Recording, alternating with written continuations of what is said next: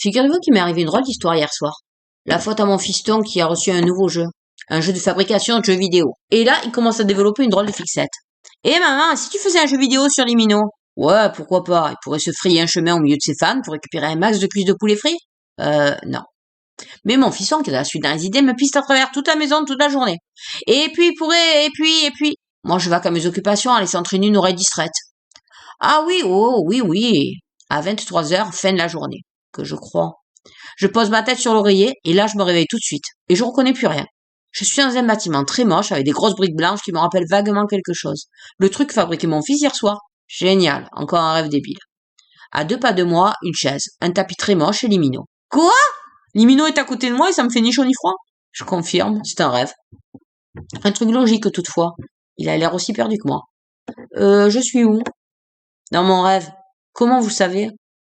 Vous savez qui je suis? Non. Bah alors bon courage pour m'imaginer.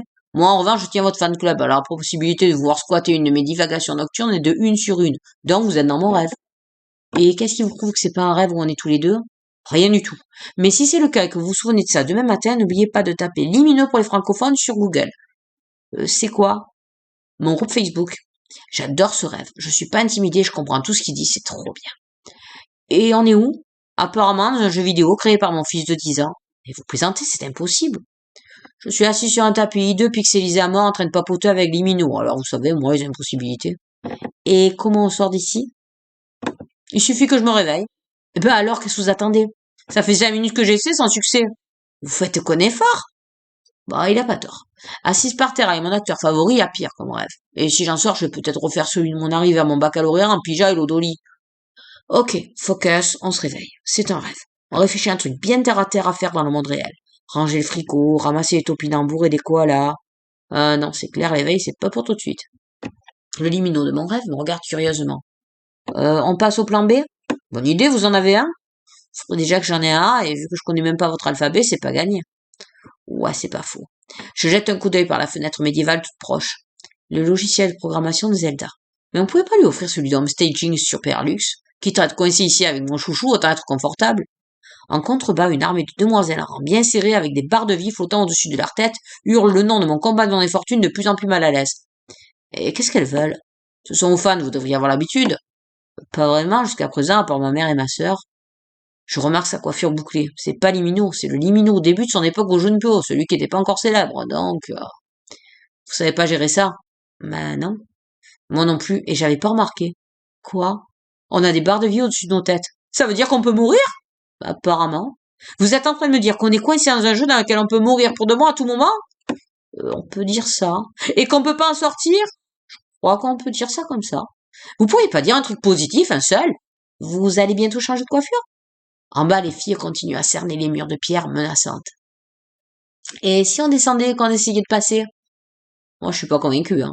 Dans Super Mario, on meurt si on se paye un champignon. Elles ont pas l'air de champignons. Vous voulez prendre le risque? Alors on fait quoi? Mon regard tombe sur mon sac. Bah ouais, j'ai un sac. Et dedans, j'ai un Minomi. Et on est censé en faire quoi? Brusquement inspiré, je lance le Minomi sur la tête d'une fan qui disparaît dans une pluie de petits cœurs roses. Si c'est mon subconscient qui a programmé ce truc, c'est clair qu'il vaut mieux que j'évite de postuler chez Nintendo. Un second Minomi vient d'apparaître à la place du premier. Une bataille épique à coups de peluches et de petits cœurs s'ensuit. Enfin, la voie est libre. Nous pouvons sortir en nous laissant glisser le long du mât et on fait monter un drapeau coréen. Complètement débile ce rêve. Nous courons jusqu'à un champ et nous voici soudain poursuivis par une horde de bandits. Minon se met à courir derrière moi. Quand il s'agit de fuir, moi je cours hyper vite, surtout dans mes rêves. Ils veulent quoi ceux-là? Ce sont les bandits de la légende de la mer bleue. C'est quoi, une histoire de pirate? On s'en fiche, on va sauter de la falaise. Mais ça va pas? C'est pas grave, il y a de l'eau en bas. Mais je sais pas nager. Oh, évidemment. Bon, ben on va de ce côté, il y a des chevaux et je sais pas monter à cheval.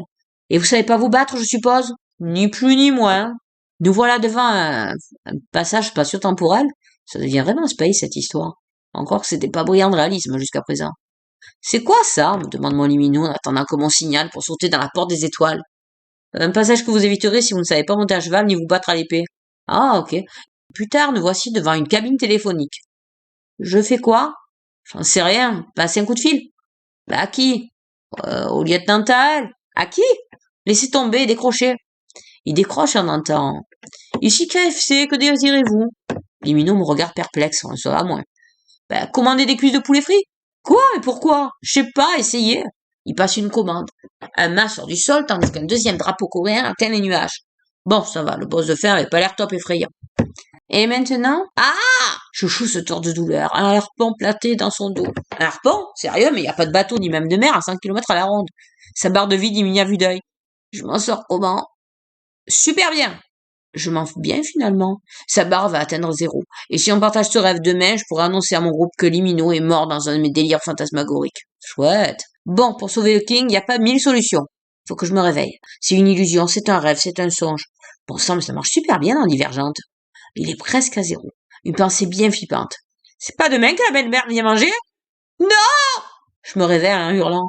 Près de moi, mon compagnon me regarde ensommeillé. Mais qu'est-ce qu'il y a? Retour à la maison, je soupire de soulagement. Pense à féliciter ta mère, elle vient de sauver le cinéma coréen.